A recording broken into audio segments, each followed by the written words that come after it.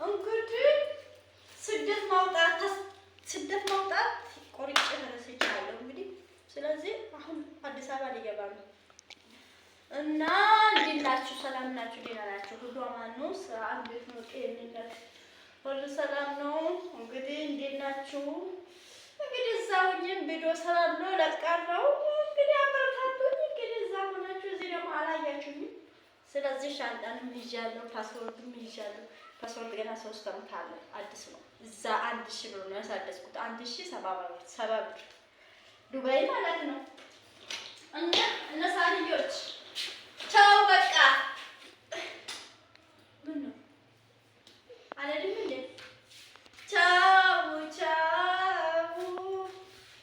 ቻው ልጆች እስከ ቦሌ ለታፎዙኝ ኖ ማለት እንዴ አንቺ ምን ነው አላስረትም እንዳልሄድ አው እና ካለ ብር አትሄድማ የተጫወተች አባ ይምጣና እንጠይቃለን። አባ ዛሬ ይወስደኛል አዲስ አበባ። እናንተ እዚህ ባሮን ቤቱን ዘግታችሁ ትጠብቃላችሁ። እንግዲህ ለምን ዩቲዩብ አያዩኝም? ሰብስክራይብ አያዩኝም? አያበረታቱኝም? እንግዲህ ስለዚህ ምን ፋይዳ አለ? እዚህ ተቀምጬ ብር የለም። ላዝም ብር ያስፈልጋል። ስለዚህ ደግሞ ሄዳለሁ። 3 ዓመት ሰርቼ እመጣለሁ። እናንተ አድጋችሁ ትልቅ ሆናችሁ ትጠብቁኛላችሁ። እሺ ሳዲያ ራሱ ታድጋለች። ማሚ እስከዚህ ልማክነህ ከይዳ እስከዚህ ከልጃ እንደዛ ትሆናለች። እንግዲህ ልንሄድ ነው። ይበቃል። ወደ ኮተት እቺ ሙሉ ካስኩ ሻንጣዬ ትበቃለች እላችኋለሁ። እንግዲህ ላይክ አድርጉ። ስደት ለመሄድ ቆርጬ ተነሳሁ። ምን ላድርገው እንግዲህ ዩቲዩብን አታበረታቱ።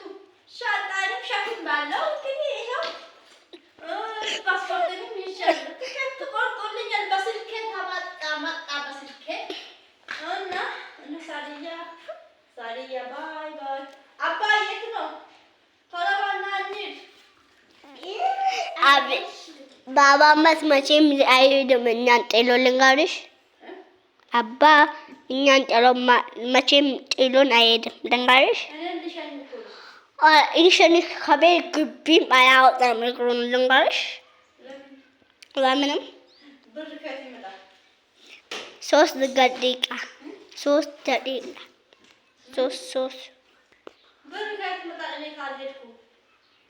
ምን አገባኝ? አዎ ጉድ በቃ ቻው። ከልጃ ቻው ብያለሁ። አባይ ይምጣና እንጠይቃለን። ቶሎ በቃ ለምንድን ነው ልብሱን የማይለብሰው? እኔ ለምንድን ነው የማይሸኘኝ? በርታይንም ሄዳለሁ። ዛሬ ደግሞ ምን አይነት አስላቂ ሰው ነው? ለምን ያስቅሻለሁ? ወይ እንዴት ብትስቂ ባትስቂ እኔ ምን አገባኝ? መሄዴ እኮ አይቀርም። እውነቴን ነው በይ እና ቀልዴ ነው። ቻው ብር አትፈልጊም አንቺ? አዎ ለምን? እኔ ሁሌ እየሰራሁ ብር ልክሻለሁ። አልፈልግም። ልብስ እገዝሻለሁ። አልፈልግም። ጫማ አልፈልግም። በምን ትማሪያለሽ? በልማር ብር ከሌለ በምን ትማሪያለሽ? እኔ በባዶ ትምህርት የለም። ይሄ ባለፈው አምጪ እያሉ እየሸኙኝ የለ ትምህርት ቤት። ስለዚህ እኔ ሂጅ ብር በደንብ እሰራለሁ። ቤት እሰራለሁ። የሚያምር ቤት ትልቅ ቤት እሰራለሁ። መኪና እገዛለሁ። ትልቅ ቤት እሰራለሁ። አባዬ ያለ ልበስ ያለ አንተ እሷን ትወስዳለህ?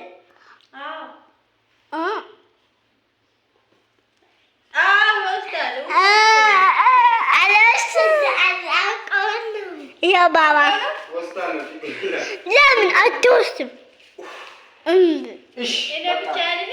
አዎ እኔ ብቻ አባይ እንዳይሄድ ብለሽ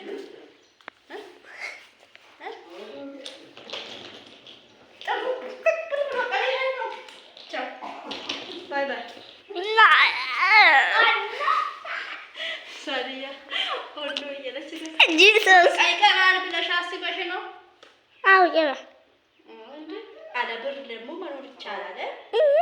ቻው በቃ ባይ ባይ ካዲጃ ወንዶዲ ሶስቲዛ ለማን ጫባት እንዲቀደ የለም ደግሞ ይሄ የለበስኩት ስሪፐር ነው እንዴ?